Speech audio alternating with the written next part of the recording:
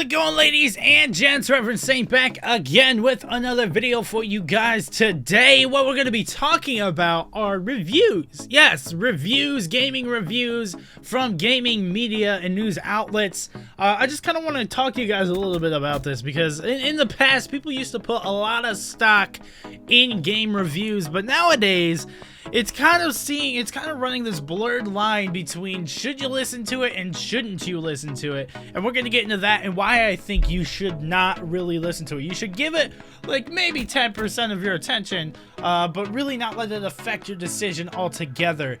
So anyway, we'll get into that in a second. This gameplay, I don't have it yet. It's not pre-recorded. So I'm pre-recording the commentary, I guess you could say. So anyway, I'm sure it's good. Hope you guys enjoy it in the background. So let's get right into this topic, shall we? This is kind of spurring from all of the new news, I guess, and issues that have come out from all these gaming outlets and gaming news outlets, starting with the Polygon thing, which I'm pretty sure I've talked about before. They uploaded a like 30-minute clip of their reviewer playing Doom, and the guy had like no idea what he was doing. It's like he never played an FPS before. That's how bad this guy was at this game. And they gave Doom, as far as I remember, I'm pretty sure they gave Doom a pretty bad score, when it definitely did not deserve a bad score. It deserved a very high score because of how well the game was put together, how good it runs. It's a great game. I rented it. I didn't have the money to get it, but I rented it. I didn't play through it all, but I did play it a bit, streamed it for a bit, and it was a ton of fun. It's high intensity action. It was just great. But they gave it a bad score, and it kind of makes me think, was it because it was this guy playing it, or was this some other guy at Polygon, or maybe they were doing something else, or I don't know. But wow, like even Notch tweeted that out. Even Notch tweeted it out and said, this is why you shouldn't listen to reviews, which I agree with and don't agree with, because there are some places that it's a good idea to at least take their opinion. They're pretty neutral opinion, but there are other places that aren't.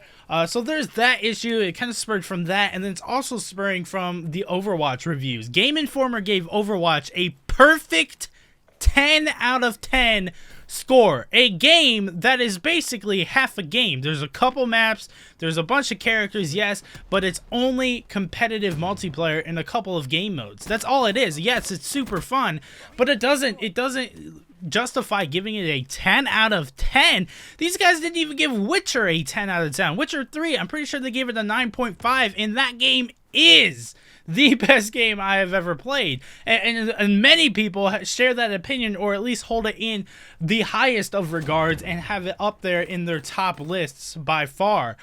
So to me, it's like, okay, you can't give a game that is considered to be a masterpiece, a game that won Game of the Year, a 10 out of 10, but you can give a game that is just multiplayer, that's super fun, yes, but all it is multiplayer. It will get old in a couple of months, a 10 out of 10. How can you do that, in my opinion? So it kind of spurred from that in all of this talk. And then there was another issue with Uncharted 4.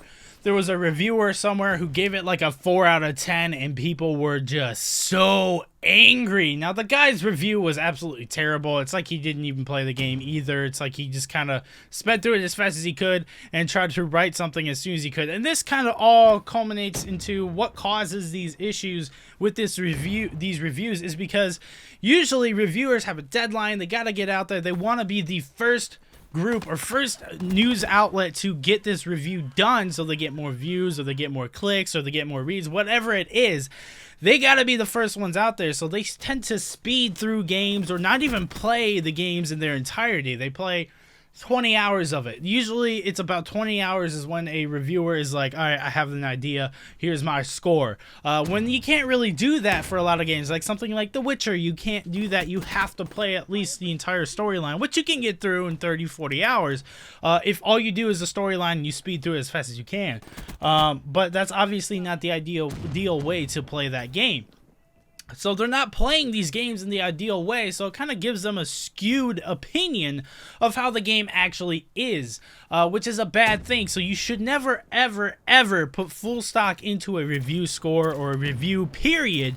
You should just leave it and take it for what it is. It's an opinion piece. This guy played the game this way. That's his opinion of the game. Sure, maybe you should take it into consideration. All right, this guy gave it a 5, man. Maybe it's not that good. 5 out of 10. You know, it's kind of or sometimes you look at, like, some places do out of 5 and they give it like 3 stars out of 5. You look at that, you might not think that's any good.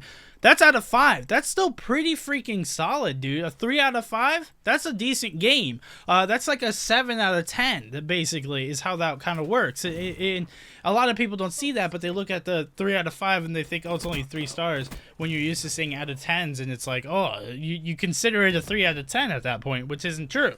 But anyway, I digress back into the topic.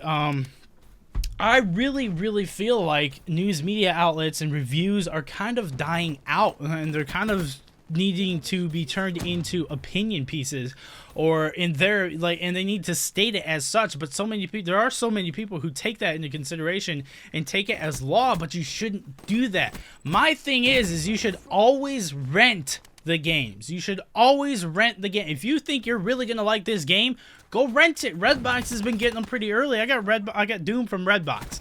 It was like $3. You can play it for the day and you can make your decision then. Piece of cake, real easy. I think I'm gonna do that for a lot of games. I'm probably gonna go rent Doom again just to finish out the campaign. The reason I returned it so soon was because I didn't have time this past weekend to play through it. So I'll probably go back and get it again, and then I'll probably rent Uncharted 4 just so I could play through that, or at least borrow it from a friend, because I don't have the money to get it. And it's not that high of importance to me due to the fact that you can't make as much content on it, because a lot of it's, you know, primarily single player. There is a great multiplayer aspect to it. It's just the majority of the game is based around that single player story. So, but that's it. That's kind of all I wanted to talk about. Let me know what you guys think. Do you guys put opinions into review scores? Or use review scores to drive your opinion of a game, or to drive your decision on whether or not you're going to try or get a game? Let me know in the comments down below. I'd love to hear what your guys' thoughts are on the subject matter. I just think reviews are starting to die out, man. They're starting to take leeway and give space to the YouTuber, man. The YouTuber who's gonna sit and upload hours of gameplay of that game and get people's opinions that way. They're gonna look for people who are having fun and what's their reaction to the game, rather than this guy played half the game really fast and here's his opinion on it. You know, he had to get out there to be the first one out there. Or Twitch streamers on top of that. So I don't know. That's just my opinion. Let me know what you guys think in the comments down below. And I will see you guys tomorrow for yet another video. Peace.